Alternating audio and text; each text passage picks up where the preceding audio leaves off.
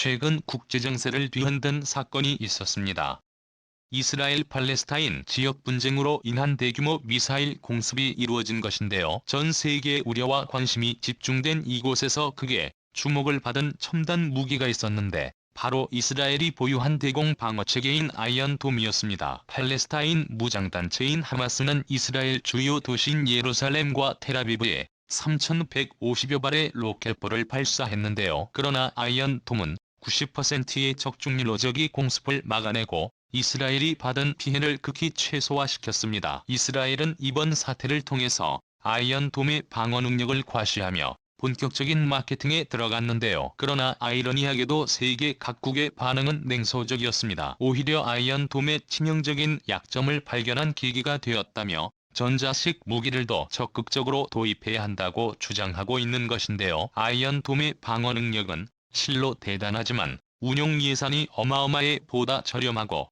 효율적인 레이저 무기 도입을 해야 한다는 것이죠. 아이언돔의 주요격 대상은 하마스가 마르고 닳도록 쏘대는 카삼 로켓입니다. 높은 수준의 요격률을 자랑하는 아이언돔이지만 한 발에 수십만 원 수준인 카삼 로켓을 요격하기 위해서 한 발에 5천만 원이나 하는 아이언돔 요격 미사일을 쓰는 것은 재정적으로 큰 부담이 될 수밖에 없는 것이죠. 카삼 로켓 한 발이 80만 원 정도 한다는 걸 생각해보면 로켓과 미사일의 비율을 1대1로 계산해봐도 방어자가 공격자보다 63배의 비용을 들인다는 것인데 이 정도 돈을 소비하게 하는 것만으로도 하마스의 로켓 기습 공격이 충분한 값어치를 하는 것으로 보여집니다.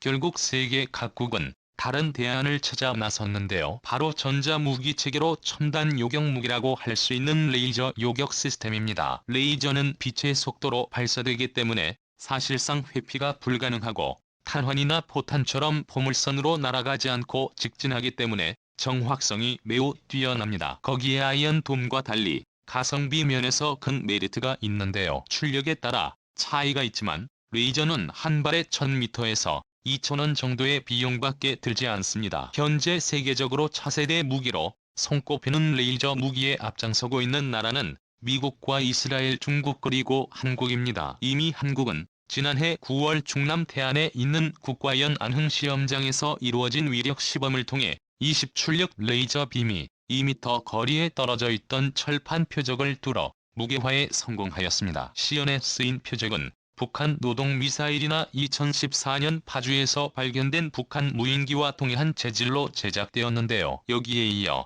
국방과학연구소는 2011년 5월 25일 국내 최초로 파장제의 빔결합 기술을 통해 고품질 광섬유 레이저 발생 기술을 개발함으로써 향후 레이저 대공 무기체계에 적용 가능한 레이저 출력 증대 기술을 국내 기술력으로 확보하는 데 성공하는 놀라운 저력을 보였습니다. 국방과학연구소는 2015년부터 2020년까지 5년간 방위사업청의 선도용 핵심 기술 사업을 통해 1급 레이저 모듈의 파장제어 빔 결합 기술을 적용하여 5개의 1급 광섬유 레이저를 하나의 5급급 고품질 레이저로 구현하는 파장제어 빔 결합 광섬유 레이저 기술을 확보했습니다. 파장제어 빔 결합 기술은 각기 다른 파장을 가지는 다수의 레이저광을 공기 중에서 굴절을 통해 다각도로 분산되는 것을 최소화하면서 직선 형태로 강한 세기를 갖고 뻗어나가는 하나의 빔으로 합치는 기술을 말합니다. 기존에는 레이저 평균 출력인이 10급을 구현하기 위해서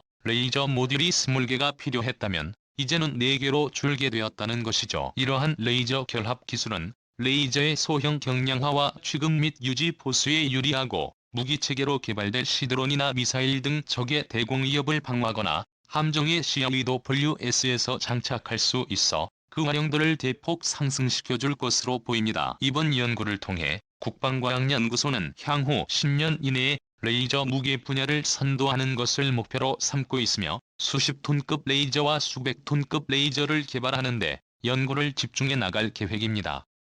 일반적으로 드론을 격추하는데 20에서 40개다고요. 대전차 미사일을 파괴하는데 100회 더 보유 순항 미사일을 무력화하는데 300 필요한 것으로 알려져 있습니다. 한국 국방부가 차세대 게임 체인저로 분류한 레이저 무기의 최대 장점은 바로 속도입니다.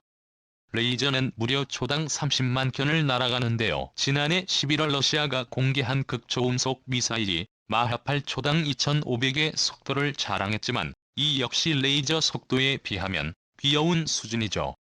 표적이 아무리 빨라도 레이저를 피하거나 그 가족 공격에 맞대응하는 것은 사실상 불가능합니다. 레이저는 또한 극도의 정밀 타격이 가능한 무기인데요. 레이저 무기는 고출력 에너지를 모아 개별 표적을 조준할 수 있습니다.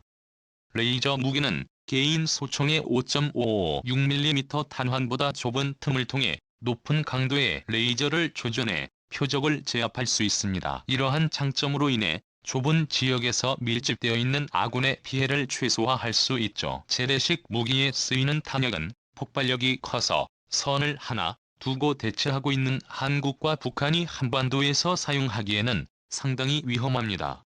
거의 같이 죽자 수준이죠. 탄약부대나 탄약고 아군 무기체계 등은 아직 발사되지 않은 탄핵이 터져 아군의 피해를 줄 수 있고, 인구 밀집 지역이 많은 우리나라 같은 경우 자칫 민간인의 피해로 번질 수 있게 됩니다. 반면 레이저 무기는 폭발할 확률이 낮은 전기장치에 의해 가동됩니다. 딱 맞은 놈들만 정확히 겨냥해 요격할 수 있죠. 또한 앞서 언급한 바와 같이 레이저 무기는 발사 비용과 운용 유지 비용 면에서 그 어떤 무기보다 저렴한데요. 한국이 가지고 있는 대공 방어체계인 사드 미사일의 한 발 가격은 110억 원이고 사드 기지 건설 비용과 운용 유지 비용은 천문학적 수준입니다. 신궁과 같은 국산 지대공 미사일 한 발 역시 단가가 약 2억 원인 것으로 알려져 있습니다. 반면 레이저 무기는 1회 발사 비용이 몇천 원 수준으로 저렴하며 항공작전, 지상작전, 해상작전에서 모두 쓰여 활용도가 매우 높습니다. 특히 해상작전 때 함정에 설치된 레이저는 근접 방어체계 CIWS의 탐지 추적 장치를 공유하며 크게는 대형 미사일과 작게는 불법어선들까지 대응할 수 있는데요. 지난 1월 11일 미 해군의 발표에 의하면 RA 버크급 트래블 아미 레이저 무기를 장착한다고 합니다. 이에 한국에서도 차기 구축 함인 KDDX에도 차세대 무기체계가 확정될 가능성이 보이고 있습니다. KDDX급은 2030년대 초반에 실전 배치될 함정이기에 국내에서도 전투함용 레이저와 함께 또 다른 전자기 무기인 레일건이 연구되고 있어 향후 이를 탑재할 가능성이 높게 점치고 있는 것이죠. 지난 ADX 2010 전시회 당시 해군 관계자는 현재 개발 중인 레이저의 출력을 100급 이상으로 향상시키는 계획이 존재한다고 언급하기도 하였는데요. 즉 CRA의 용도와 함께 장래에는 전투함의 레이저 기반 EWAUS의 중장기 사업이 존재한다는 것입니다. 아직까지 레이저 무기를 전력화한 나라는 많지 않습니다. 이 때문에 국제적인 교전 규칙이 정해지지 않았는데요. 다만 국제적으로 레이저 무기는 사람을 향해 발사하면 안 된다는 정도의 가이드라인만 있을 뿐입니다. 미 해군도 해상에서 레이저 무기를 사용할 경우 군인이 아닌 함선만을 조준해 사용한다는 규칙을 정해두었습니다. 그러나 역시 민폐의 짓을 일삼는 중국군은 국제사회의 규칙과는 정반대의 길을 걷고 있습니다. 중국군은 표적을 일시적으로 실명시키거나 현혹할 수 있는 레이저 무기들을 배치했고, 미국 국무부는 중국이 국제협약을 위반했다며 우려를 나타냈습니다. 최근 중국군에 배치된 실명 레이저 무기는 BQ고 105WJG의 1200와 231A와 B와 232외의 BLW 등 4종류로 밝혀졌습니다. 특히 지난 2015년 5월에는 남중국 해에서 작전을 펼치던 호주 해군 헬리콥터가 중국 어선으로부터 레이저 공격을 당해 충격을 주기도 하였습니다. 호주 군연구기관인 라로바시아 소장 유엔 그레이엄은 지나가는 어선으로부터 헬기 조종사들을 향해 레이저빔이 발사됐다며 조종사들로서는 예방의학적인 이유로 헬기를 착륙시켜야 했다고 전했습니다. AP통신은 중국 측 선박과 타국 항공기가 레이저 신경전이 처음이 아니라고 전했는데요. 2018년에도 아프리카 지부티에서 미국 측은 자국 항공기를 향해 중국이 레이저를 쏘았고, 이로 인해 미국인 조종사 2명이 눈에 경상을 입었다고 밝혔습니다. 중국이 영유권 분쟁 지역이나 조업 갈등이 벌어지는 해역에서 무력을 행사하기 위해 준군 사조직인 해상민병대를 활용하고 있는데요. 해상민병은 18에서 35세 어민들이 의무적으로 가입하게 되어 있고 30만 명 규모로 추정된다. 이들은 평소 생업에 종사하면서 한편으로는 훈련 물자 운반 해상 시위 등 군사적 활동을 수행하거나 해군의 경의 정보원 역할을 하는 것으로 나타났다. 이게 군대가 아니고 뭐겠습니까? 적극 차단해야죠. 이로 군에서는 한국의 레이저 무기의 개발 가속화함에 따라 해경 함정 구축함 위급선 등 공격용 레이저 무기를 장착해 서해에서 불법으로 어업 활동을 하고 있는 중국 선박을 대항할 계획을 구상 중에 있습니다. 서해에서 불법으로 어업 활동을 하고 있는 중국 선박을 대항할 계획을 구상 중에 있습니다. 올해는 유독 중국 어선은 서해에서 많은 관측되고 있습니다. 3월부터 하루 평균 100척 넘는 중국 어선이 출몰.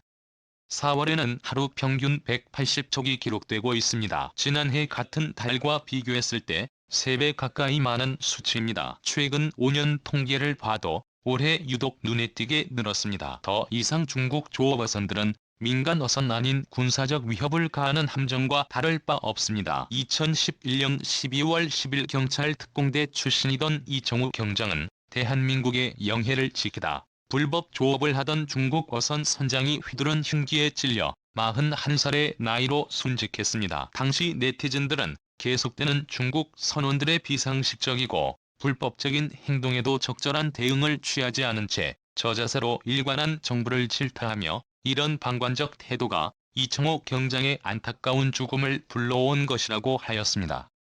상대를 봐가면서 대응을 해야 합니다. 상대가 비정상인데 정상으로 대응하려니 우리만 피해보게 되는 것이죠. 선조치 후 보고 무자비한 무차별 폭격을 가해야 합니다. 그래야 할 상대이기 때문이죠. 해경 살해 사건이 발생한 지 4년여가 지난 2016년 10월 7일 중국 어선이 한국 해경정을 충돌해 침몰시킨 사건이 다시 발생하자 한국 정부는 우리 정부가 필요시 중국 불법 조업 우선 홍매매 발칸포 등 공영화기를 통한 대응을 선언한다고 발표합니다. 그러자 중국 공산당 기관지 인민일보 자매진 환구시보는 한국 정부에 비판을 가하는 어이없는 논평을 실었습니다. 제목은 감히 중국 어선의 포격을 허가한다니 한국 정부 미쳤나? 레이저든 레일건 등 첨단 무기를 개발함의 궁극적인 목표는 국가 안보를 지키기 위함입니다. 국민들의 생존권을 위협하고 더 나아가 국민의 생명을 빼앗으려 드는 중국의 만행에 가만히 쳐다보기만 한다면 아무리 좋은 무기를 만든다 한들 무슨 소용이 있겠으며 여기에 선뜻 동참할 국민이 과연 있을지 되묻고 싶습니다. 놀랍게 발전하는 한국미래적 무기들 박람회에서 보여주기 위해 만들어지는 것이 아닌 국가안보를 위협하는 적국을 상대로 쓰라고 있는 것입니다. 오늘 영상 여기서 마치겠습니다. 시청자님들의 현명한 의견을 댓글로 남겨주시길 바랍니다. 여러분들의 좋은 의견이 좋은 영상을 만드는 데 많은 힘이 됩니다.